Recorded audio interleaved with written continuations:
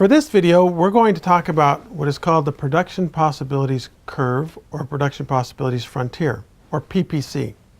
However, to start out the video, we're going to talk about an example that most of you are probably familiar with. If any of you have been on Amazon.com or most of the other shopping sites, you'll notice that as you go on the sites, you do your shopping and you put your things in a shopping basket before you check out. When you've done all your shopping, you go through the payment process, you go to the checkout, you pay for your order, it then gives you a confirmation and ships to you. The problem with this is that what businesses found is that between 50 and 70% of the products that were put into the shopping cart are taken out before they're purchased. And you think, wow, why is that? What's driving that? What's interesting is this is just part of our brain. We put them in the cart using our emotional brain. And we say, looks like a good book. I think I'd like to read that. Once you get to purchase, you see the price of your cart. And you go, whoa, I didn't realize it was going to be that much. My wife will kill me if I buy all those things. And so you start rationally thinking about it. The rational part of your brain, that prefrontal cortex we've talked about before, starts to take over and starts to say, yeah, we better pull that one out, and let's pull that one out. And you start taking things out of your cart. And between 50 and 70% of what you've put in is pulled out before you go to purchase. That's interesting. And it's not dissimilar from what you typically go through in the real world environment or off the internet. If any of you are married and have had the most unfortunate circumstance of taking your wife to Nordstrom Rack or Ross to go clothes shopping, you'll probably have experienced what I experience every time I go, which is you start at the southeast or southwest corner of the store and you go up every single aisle, filling up this cart until you finally get to the northeast corner of the store and you're done.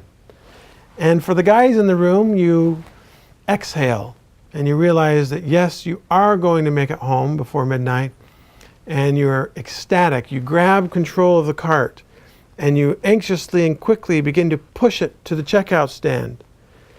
And because you don't care what it costs, you just want to get out. Now, the problem. Your wife's prefrontal cortex starts to take over. Your emotional brain has made the choice that you're going to buy all these things. Her prefrontal cortex is now in charge. And what does she do? She begins to slowly take things out of the cart. It's one by one, the last 3 hours of shopping become unwound. And you see your investment in time starting to be reduced. And she starts to one by one take things out. And you get to the front, to the checkout stand, and you have a pair of socks. And that's all that you have left for all of your efforts. And that's what you buy. This is a common economic problem where the rational brain starts to take over for the emotional brain. And we study these things. And we study these trade-offs. And we study why we make trade-offs. The discussion today is all about trade-offs and why we make them. Whenever you engage in any activity, using any resource, you're trading off the use of that resource for one or more alternative uses. It could always have been used somewhere else. The value of the trade-off is represented by the opportunity cost. Remember, we defined that in the last video, and the opportunity cost is the value of the next best alternative that you've foregone, that you did without. It's that which you gave up to obtain something else. And that's the value of the trade-off. We often in economics can graphically present the value of trade-offs in what's called the production possibilities curve. It represents all possible maximum combinations of total output that could be produced. Along this production possibilities curve, there's a fixed quantity of productive resources of a given quantity being used efficiently. That's a lot of technical mumbo-jumbo. Let's boil it down into a graph. So the graph you see here has a straight line production possibilities curve. That's not normal. You won't see that in the real world. But let's use this to explain the basic principle, and then we'll tack on a few other more complicated ideas to it. In this example, you have the choice of studying 12 hours.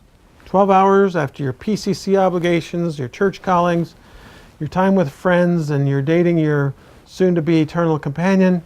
You only have 12 hours to study. You have 2 courses that warrant study. You think your religion class is easy because you've been on a mission, so you don't need to study for that one. Art, and that's just a bunch of drawing. So you're studying economics and math. You have 12 hours to do the studying. So you're going to have a trade-off between using those 12 hours to study for economics or studying for math. So if you look at the top of this graph at point A, you can see at point A you're using all 12 of your hours spent studying math. And at point A on the horizontal axis, you're using all 12 of your hours studying economics. And what the point A means is your grade. So if you use all 12 hours studying econ, you'll get an A. If you use all 12 hours studying math, you'll get an A in math. Problem is, what's the trade-off? If you get an A in math, you're going to fail economics. If you get an A in economics, you're going to fail math. So you sit back and you say, can't afford to fail, so I need to trade off. I need to give up some of my hours of study for one class for hours of study in the other one. And so as you look at the graph, you see that the trade-off is indicated by giving some hours up for one class for the other one. And you see that there's a trade-off in your course grade.